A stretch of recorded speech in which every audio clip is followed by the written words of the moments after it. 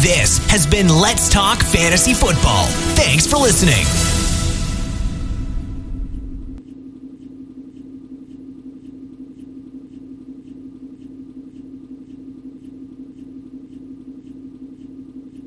Welcome back, ladies and gentlemen, boys and girls, to another edition of Let's Talk Fantasy Football. I am your host, Nick Schreck, coming to you live on Wednesday, September 9th. We are one day away from the official start of the NFL season. Chiefs, Texans, and that preview, guys, is going to drop to you on Thursday, September 10th. We'll break down that fantasy analysis. It'll be a nice, quick, short podcast, and then we will dive into the rest of the Week 1 previews, dropping either Friday or Saturday this week. So 3 episodes, and out of character here for LTFF, but we're just excited for the NFL season, and can't think of any better way than to talk about some Week 1 matchups, some streamers, some general things that maybe we didn't do as well last year, and things we want to specifically hit, episode specific, I guess, outside of the general previews in case you don't have time to sit through all of the games, guys. But real quick, I want to give a shout out to MyBookie as the official sponsor of the Let's Talk Fantasy Football podcast. It is our go-to place for all of our gambling needs, and use promo code Let's Talk for a sweet sign-up bonus. And we use the site regularly throughout the season, but definitely check it out. And we will have a live read coming from them later on in the show. But, guys, let's get into this episode now, and let's talk about – we're going to split the episode, guys, into stardom, situm, and then we're going to talk about some streamers at quarterback, tight end, and defense. I don't think at this point you should be streaming running back or wide receiver. There's no buys. You just came out of your drafts. If you did that poorly in your draft that you're in need of a streamer, you have bigger issues at bay. But with that, let's start with some stardom and situm, guys. And we'll start at the top with the quarterbacks. If you're looking for a QB, again, you probably are rolling with who you drafted, but if you follow our philosophy and wait on QB, you may need somebody to stream. Playing the matchups, a couple guys that we do like this week coming in. A guy I personally like a lot, Cam Newton. He came off the board as QB 13 during drafts, so you may not have drafted him. He may be available. He may be taken, but the Miami Dolphins defense is just trash. The last time Newton played a defense with Brian Flores on the staff, he went nuclear, scoring 33 fantasy points, throwing for over 300 yards and 3 touchdowns while rushing for 44 yards and another touchdown. The Dolphins, guys, allowed the second most fantasy points to QBs in 2019. So, this paints a really, really nice picture here for Cam Newton, for the New England Patriots, and we're going to hit them in the preview on Friday. Overall, we're looking at a lot of points coming out of the New England Patriots, Miami Dolphins, at least for fantasy football owners here in Week 1. Let's talk about another guy, a guy who I actually have drafted a bunch of places in 2020, Jimmy G for the San Francisco 49ers. He comes in as the number... He's really a QB2 if you look at overall QBs, but he's a perfect streaming candidate. He's got a matchup against his NFC West rivals, the Arizona Cardinals.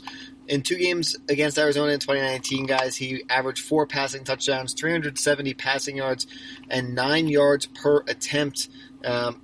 Those were some sweet weeks, and one of those games came without tight end George Kittle in the lineup. So the Cardinals have added some help in safety, Isaiah Simmons, trying to slow down that passing attack, but I don't think it's going to do anything to slow down Kittle and this offense. We're hearing that it's possible Deebo Samuel will go.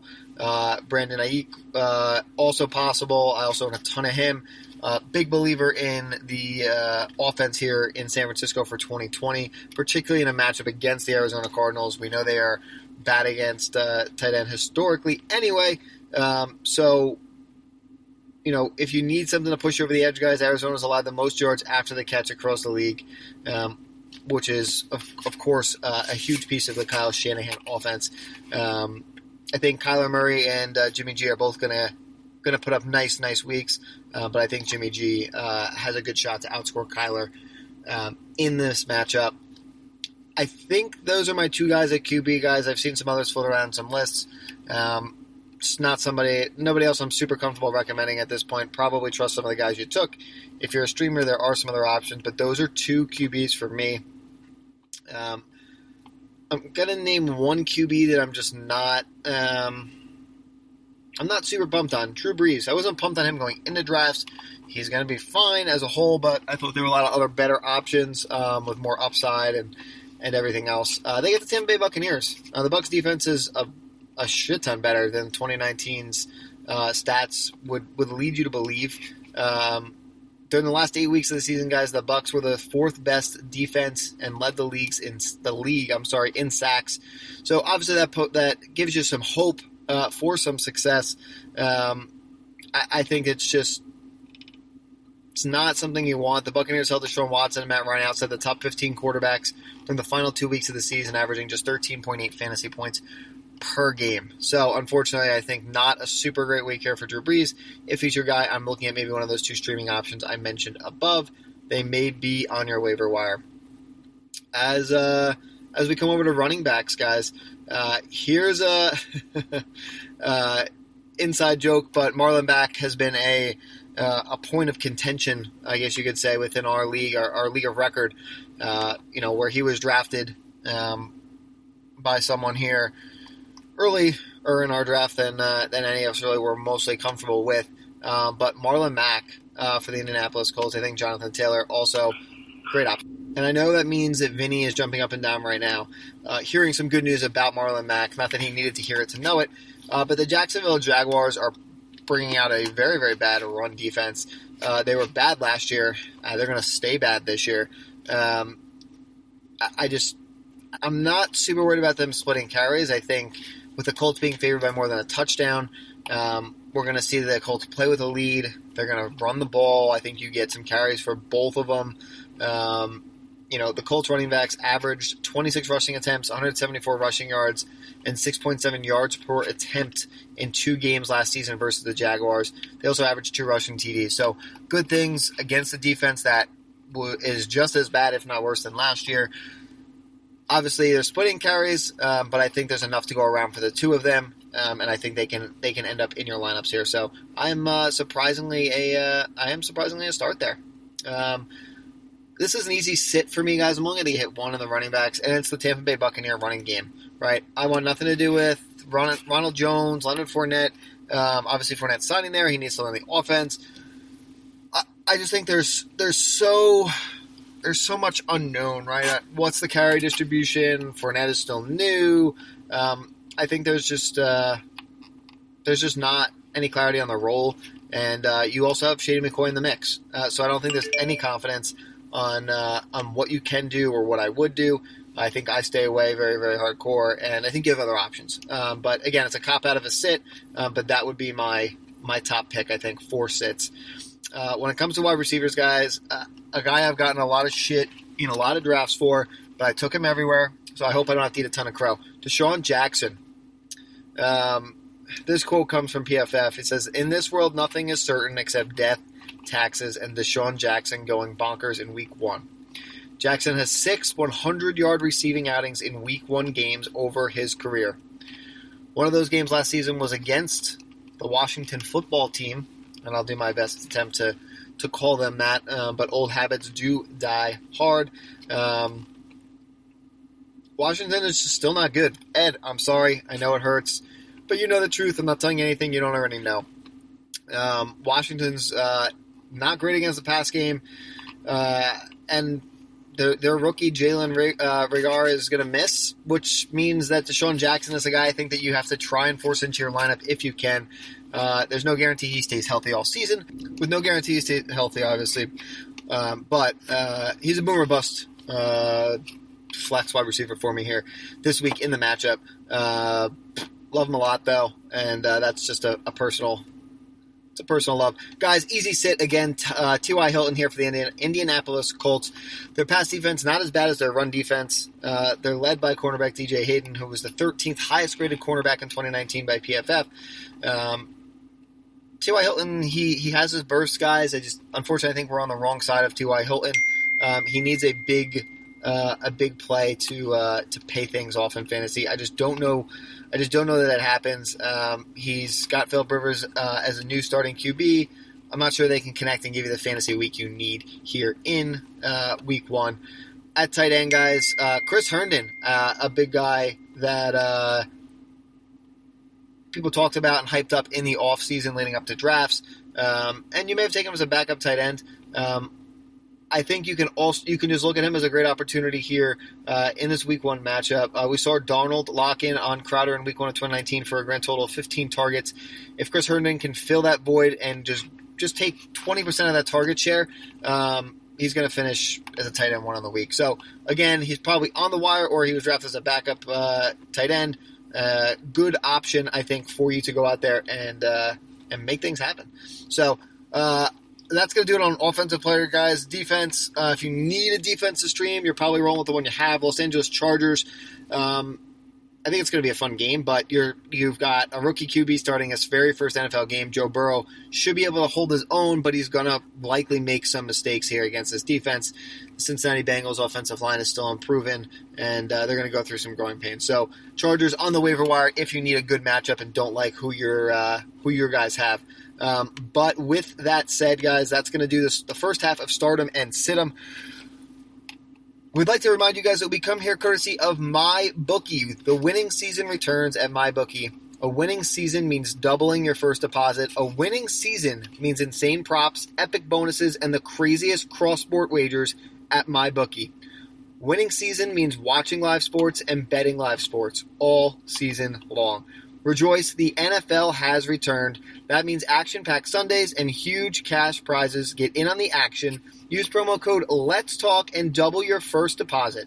New players get up to $1,000 in free play, designed to add more excitement to the sports you love and the games you bet. Bet with the best this NFL season for your chance to win big. Use promo code Let's Talk and double your first deposit. Your winning season begins today only at MyBookie. Guys, if you need a link, you can go to letstalkfantasyfootball.com/MyBookie. It'll give you a direct link to the site where you can use the promo code Let's Talk. You'll double that first deposit bonus as they shared with you here. And again, it is our go-to number 1 spot for all of our options throughout the NFL season. We loved it last year. We love it this year. We are so pumped that NFL is just over 24 hours away, and we're going to be right here with you. But with that, guys, we got to get right into some streaming options. I'm also just realizing, guys, that in the first half of the segment, I kind of went into streamers in addition to the start and sit as I kind of mixed them in. So I'll talk about some other guys that I also think are streaming options or maybe even sleepers, and we'll hit a question or two that we've had coming in the lead up to week 1. But let's start on, again, on the QB side of the ball. Only the name I have, guys, I really do like Jimmy G. I think he's a great option. So I'm only going to give you one. Phillip Rivers, and I think it's more about the fact that the Jacksonville Jaguars are bad versus that I think Phillip Rivers is going to blow the roof off the stadium. I think you're looking at like a 20-point week, not a 30-point week maybe here from Phillip Rivers. But you'd be happy with that if for some reason your QBs are garbage, which is totally possible depending on the league size or your talent level. And at that point, you're probably not listening to the podcast. But anything is possible. The good thing about Phillip Rivers, guys, is that he gets an offensive line that can give him more time in the pocket than the Chargers did. They finished dead last in 2019 pass blocking metrics per PFF. So he gets some good options on the field. He gets a bad Jacksonville defense, and although not as bad as the run game, the pass defense still is not great. I expect a lot of points to go up on the board here.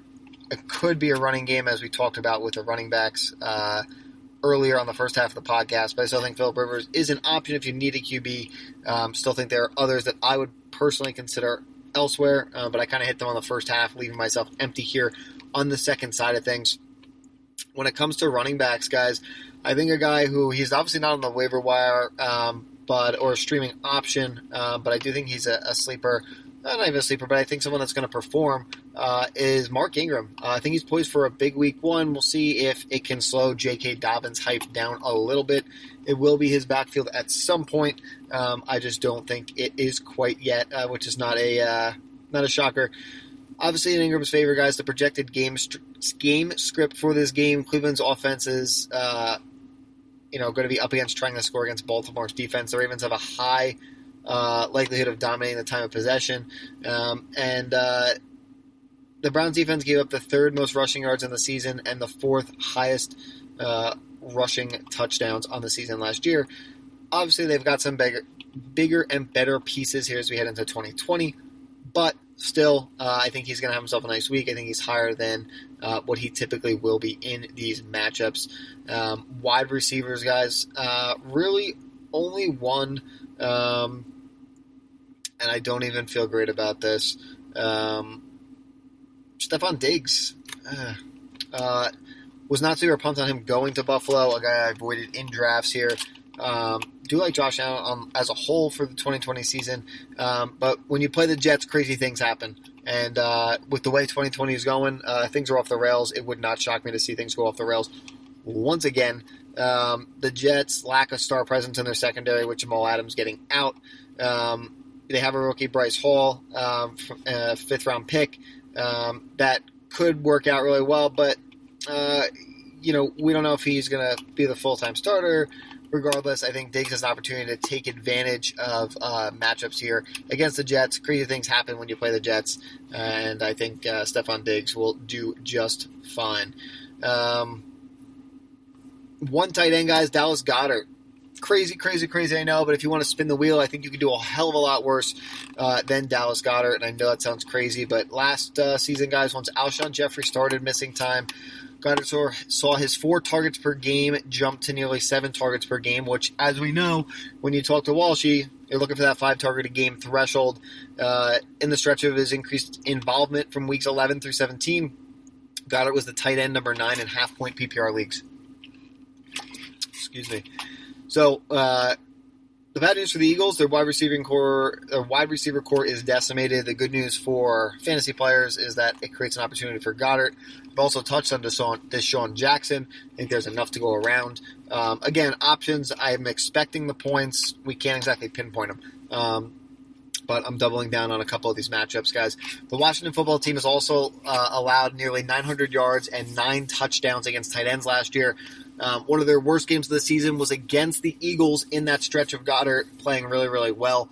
Ertz and Goddard put up a total of 116 total yards and a TD. That secondary is not good in Washington. Points galore. And with that, guys, I have one question that we're going to hit on the podcast, and then we're going to let you go as you get ready for Thursday, the Thursday preview and Thursday night football. Question comes in asking about Kareem Hunt and Marvin Jones. Who would you rather play here in a half-point PPR league? And I think for me, it's Marvin Jones. Not super hyped on Matthew Stafford as a whole, but I do think that I like him better than Kareem Hunt. With Nick Chubb there, the matchup, yada, yada, yada. So Marvin Jones is my guy. So that is your answer for those who sent in that question. But guys, we hope you are excited as we are. The preview for the Chiefs game will be out tomorrow, and we'll be rocking and rolling with the rest of week 1 previews. Buckle in, guys. The season is about to get really fun really fast. So we hope your drafts went well. We hope you're happy with your teams. If you're not, make some trades, play the wire. This season is young, guys. But for Let's Talk Fantasy Football, I am Nick Schreck. We will catch you on the flip side. You're listening to Let's Talk Fantasy Football, where men of fantasy genius have realized, hey guys, we don't need real football skills to dominate on the fantasy field. Yeah. So slap on your pads and grab your helmet. Shit's about to get real.